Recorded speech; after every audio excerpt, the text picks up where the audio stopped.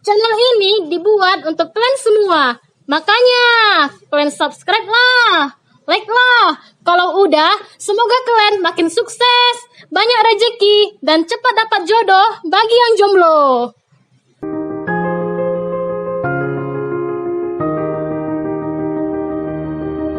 Assalamualaikum warahmatullahi wabarakatuh. Kembali lagi bersama kami di channel Aku Kali.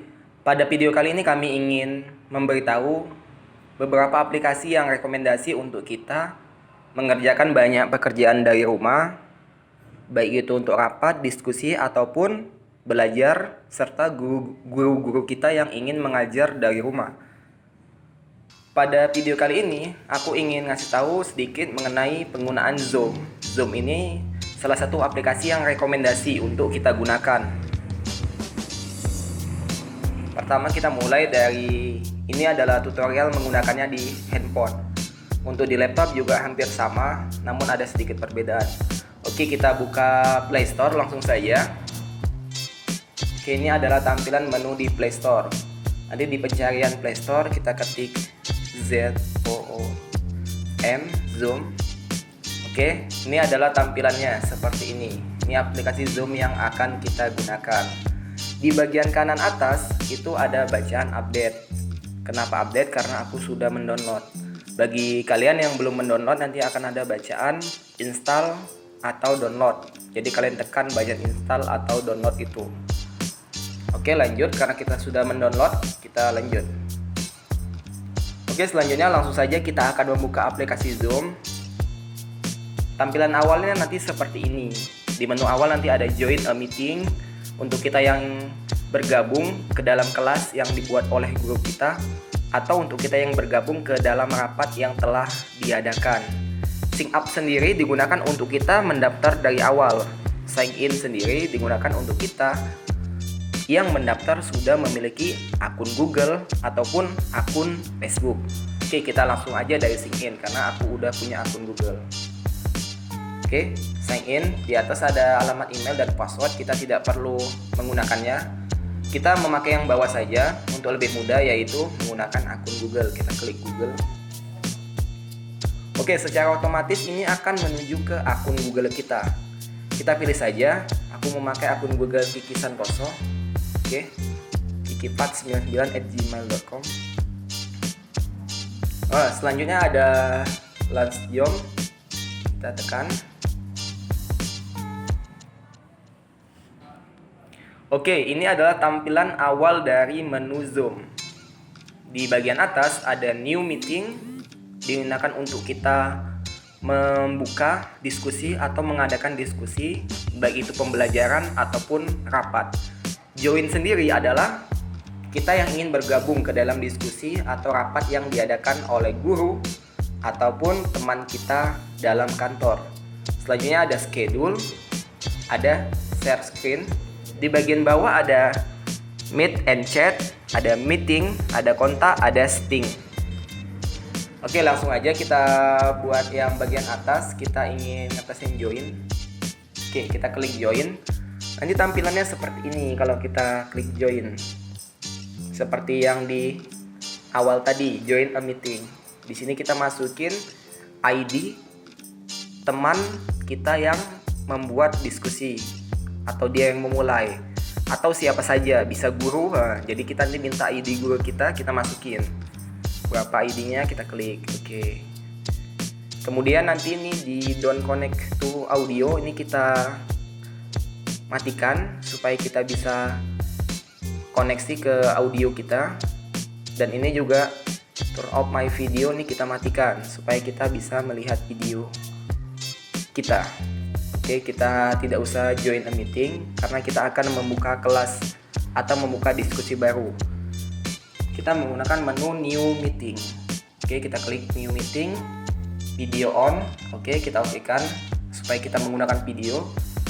Di bawah sini ada ID yang akan digunakan oleh orang yang akan bergabung ke dalam diskusi yang kita adakan. Ini ID-nya. Oke.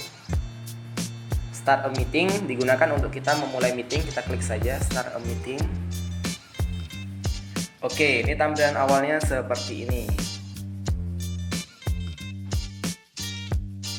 Oke.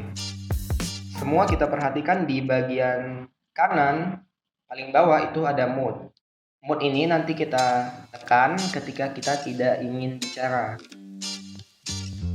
atau ketika kita ingin mendengar orang lain yang bicara. Ini lebih efektif kita tekan supaya kita fokus mendengarkan, tidak terdengar suara-suara yang ada di sekitar kita. Ketika kita ingin bicara, mode ini kita tekan menjadi unmute, yang tadinya unmute menjadi mute. Kemudian ada stop video ketika kita tidak ingin dilihat gitu. Secara otomatis akan menampilkan foto profil Google kita. Ini foto profil Google aku. Oke, start video kita matikan atau kembali ke video. Oke, selanjutnya itu ada partisipan.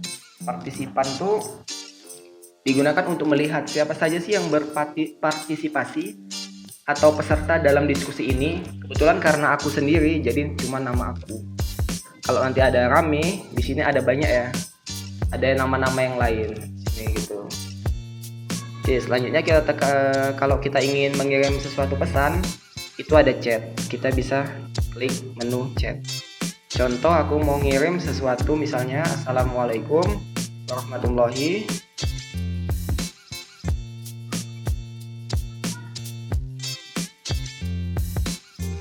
wabarakatuh. Kita kirim send. Oke, semua orang yang ada di dalam diskusi ini bisa melihat ya, karena kita send to everyone. Oke. Namun kita bisa share ke orang-orang tertentu saja. Nanti ada pilihannya di sini. Jika ada banyak peserta dalam diskusi. Oke, kita close. Oke, kembali lagi ke ruang awal kita. Lalu bagaimana sih supaya diskusi yang kita buat itu bisa efisien dan efektif? Biasanya kita memerlukan bahan untuk diskusi ya. Di tengah sini, di bagian bawah tengah itu ada menu share warna hijau, kita klik sekali. Di sini kita bisa menggunakan banyak ya, bisa mengirim foto, dokumen, box, dan lain-lain ya, banyak. Kita ngetes mau ngirim dokumen. Oke, kita otomatis masuk ke dalam pencarian dokumen kita.